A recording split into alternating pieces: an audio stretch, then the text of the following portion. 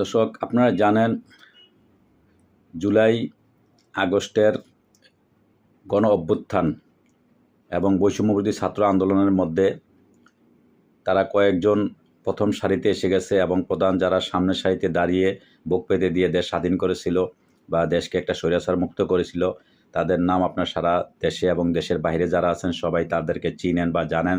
তো তাদের বিরুদ্ধে বিভিন্ন রকমের ষড়যন্ত্র চলছে।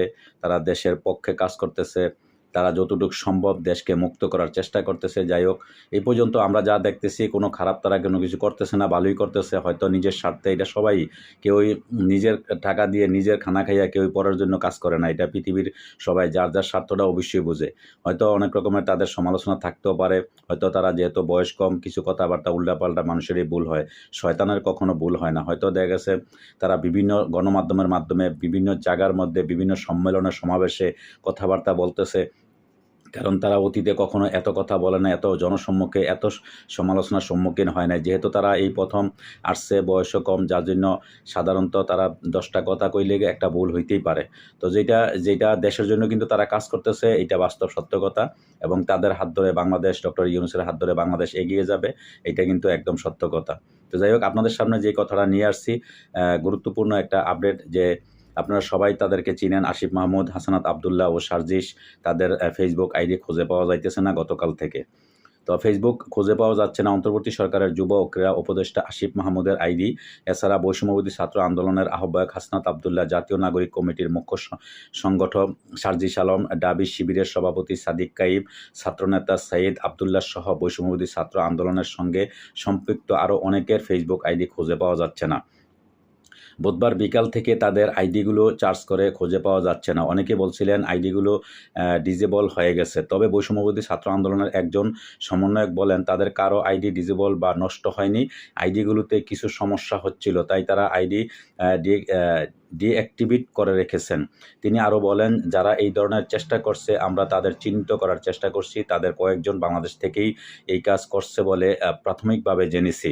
এই বিষয়ে সাইদ আবদুল্লাহ জানান, গতকাল বিকেলে হঠাৎ একটি মেসেজ পেলাম যে আমার আইডিটি ডিজেবল করে দেওয়ার চেষ্টা করা হচ্ছে। পরে আইডিতে গিয়ে সিকিউরিটি নিশ্চিত করে সেটি নিরাপত্তা নিশ্চিত করেছি, কিন্তু পরে দেখলাম আইডিটা সাসপেন্ড করে দেওয়া হয়েছে। আওয়ামী লীগের সাইবার টিম এই ঘটনায় জড়িত রয়েছে দাবি করে তিনি বলেন, আইডি সাসপেন্ড হওয়ার পর তাদের বিভিন্ন পেজ থেকে আমরা যারা আন্দোলনে ছিলাম তাদের টার্গেট করে এটা করা হয়েছে বলে জানতে পেরেছি। এই জন্য আজকেও অনেকের আইডি সাসপেন্ড হয়েছে জানতে পেরেছি। ফেসবুকে রিপোর্ট করে আওয়ামী লীগের সংঘবদ্ধ চক্র এটি করেছে বলে তিনি এই সময় দাবি করেন। এদিকে এই ঘটনার পর বৈষম্যবিরোধী ছাত্র আন্দোলনের অনেক নেতা তাদের ফেসবুক আইডি ডিঅ্যাক্টিভ রেখেছেন। এ বিষয়ে ঢাকা বিশ্ববিদ্যালয় শাখা ছাত্র শিবিরের সভাপতি সাদিক কাইম তার একটি ফেসবুক পোস্টে লিখেছেন, বিশেষ নিরাপত্তা সংক্রান্ত কারণে আমার আইডিটি ডিঅ্যাক্টিভেট করা হচ্ছে। জানা গেছে ক্রিক প্লাটন বাংলাদেশ সাইবার ফোর্স নামে একটি পেজ থেকে বৈষম্যবিরোধী ছাত্র আন্দোলনে যুক্ত থাকা অনেকের আইডি এই পেজ ডিজেবল করা হয়েছে বলে দাবি করা হয়েছে। এই তালিকায় রয়েছেন সাইদ আবদুল্লাহ, বৈষম্যবিরোধী ছাত্র আন্দোলনের চট্টগ্রাম বিশ্ববিদ্যালয়ের সমন্বয়ক খান তালাত মাহমুদ রাফি প্রমুখ। আরেক স্ট্যাটাসে দাবি করা হয়েছে, হাসনাত আবদুল্লাহর আইডি উড়িয়ে দেওয়ার পর ভয় পেয়ে তিনি ডিজেবল করে রেখেছেন।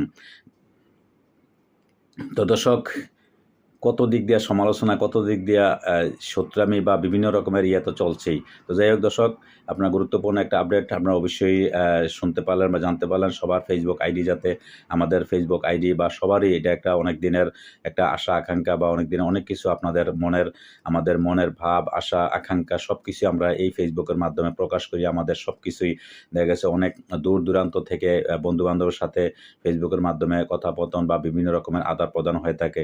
সেই ফেসবুকের উপরও এখন অত্যাচার চলতেছে। যাই হোক দর্শক, সবাইকে আল্লাহ হেফাজত রাখুক, ভালো থাকবেন, আল্লাহ হাফেজ।